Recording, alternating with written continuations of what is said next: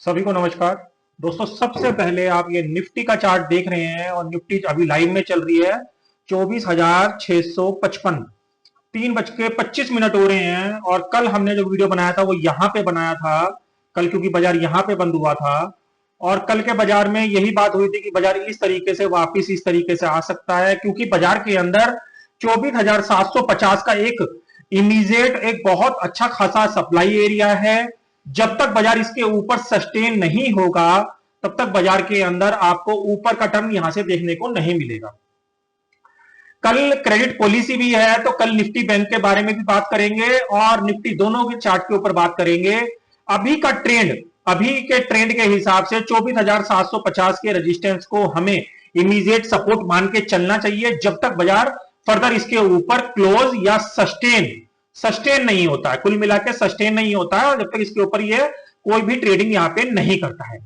ये एक trend line 1 घंटे के चार्ट पे यहां बन रही है। कल अगर बाजार इसके नीचे 24,600 के नीचे लगातार सस्टेन करके चलता है, 24,600 के नीचे सस्टेन करके चलता है गैप डाउन वाले केस में भी और नॉर्मल प्राइस एक्शन वाले केस में भी, तो अगला भाव 24,420 का इमीडिएट टारगेट निफ्टी के अंदर देखा जा सकता है। क्योंकि निफ्टी के अंदर अगर मैं डेली टाइम फ्रेम के ऊपर बात करूं तो डेली टाइम फ्रेम के हिसाब से कोई भी डेली चार्ट के हिसाब से कोई भी तेजी का ट्रेंड अभी निफ्टी के अंदर अभी फिलहाल नहीं है।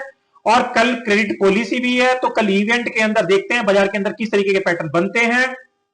बट अभी भी ये वाला लेवल का टारगेट अभी भी यहां पे ओपन है, जो कि बैठता है 24,400 फर्स्ट राउंड में और 24,000 का ये वाला सेकंड राउंड में, ये यहां पे ओपन है। जब तक फर्दर कोई भी जो है ट्रिगर बड़े टाइम फ्रेम पर निफ्टी नहीं देता है तेजी का, क्योंकि कल जिस तरीके से प्राइस एक्शन था और वो प्राइस एक्शन देखिए जो 24,750 के ऊपर जैसे ही गया वहां पे इसने इसको आज मॉर्निंग की 9:15 की पहली कैंडल के अंदर ही रिजेक्ट कर दिया।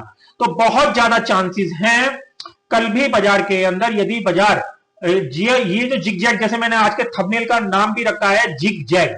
देखिए बाजार, जैसे मैंने आपको पहले ही बताया, बाजार इसी तरीके से जिग जैग मोड में चलता रहता है और सडनली किसी दिन फिर बड़ा मूव एकदम से वो देने की वहां पे कोशिश करता है। तो वो दिन हो सकता है कल का भी हो, क्योंकि कल इवेंट भी हो, या परसों निफ्टी की एक्सपायरी है तो परसों भी वो दिन हो सकता है।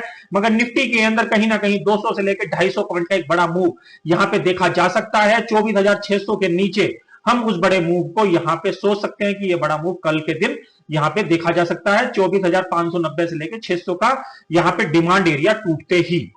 तो ये निफ्टी के अंदर ये 1 घंटे का चार्ट है जो मैं आपको यहां पे दिखा रहा हूं। 24,750 का इमीडिएट यहां पे एक रेजिस्टेंस रहेगा, जिसके ऊपर जब तक बाजार इसके ऊपर यदि रुकेगा सस्टेन बेसिस पे तो ही बाजार 24,900 के ले जाएगा। अदरवाइज 75% केस में मैं बाजार, और 25% केस की बात करते हैं, 25% केस में ही बाजार तेज होगा। 75% केस में बाजार के 24,000 और 24,400 आने के टारगेट बहुत तेजी से बन सकते हैं। और ये निफ्टी का चार्ट हो गया। और आज सेंसेक्स की बात नहीं करेंगे क्योंकि सेंसेक्स और निफ्टी के चार्ट दोनों के एकदम से सेम ही बनते हैं। तो ये बैंक निफ्टी का अगर मैं डेली चार्ट की बात करूं, क्योंकि कल क्रेडिट पॉलिसी भी है, तो बैंक निफ्टी के अंदर यहां पे कहीं ना कहीं एक सेलिंग का ही यहां पे साइन दिखा हुआ है। 55,000 का इमीडिएट यहां पे सपोर्ट रहेगा। अगर ये 55,000 का एरिया भी कंटिन्यू बेसिस पे सस्टेन कर लेता है तो अगला आंकड़ा 53,500 का बैंक निफ्टी के अंदर देखा जा सकता है। इमीडिएट सपोर्ट यानी इमीडिएट डिमांड एरिया 55,000 का रहेगा, क्योंकि कल इसकी क्रेडिट पॉलिसी भी है।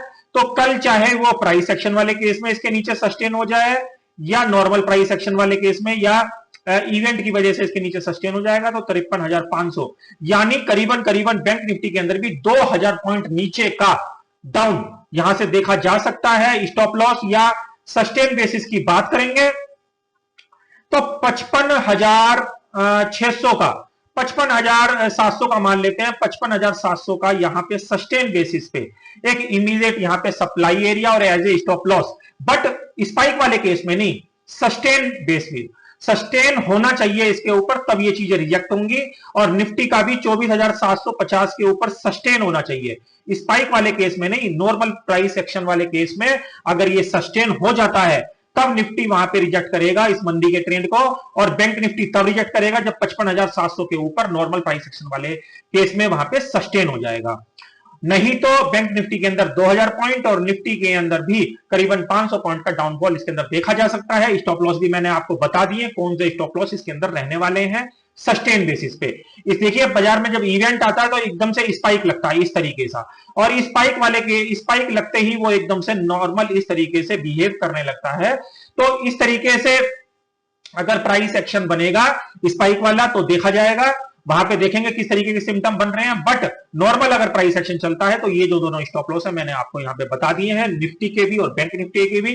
कुल मिला के बाजार में लोग ये पूछते हैं कि ब्रेकआउट होगा या ब्रेकडाउन होगा, किसकी आशंका या किसकी पॉसिबिलिटी ज्यादा है।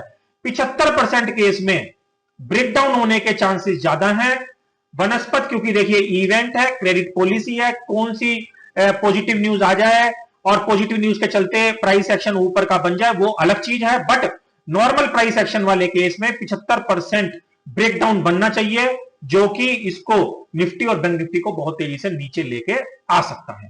तो आशा करता हूं यूजफुल कंटेंट, यूजफुल डेटा मैंने आपको यहां पे कल के लिए बताया है, कहीं ना कहीं कल के ट्रेडिंग सेशन में आपके लिए काम आएगा। ऐसे नॉलेज भरे वीडियो के साथ मैं अगले वीडियो में फिर मिलूंगा, तब तक के लिए ओम नमो भगवते वासुदेवाय नमः।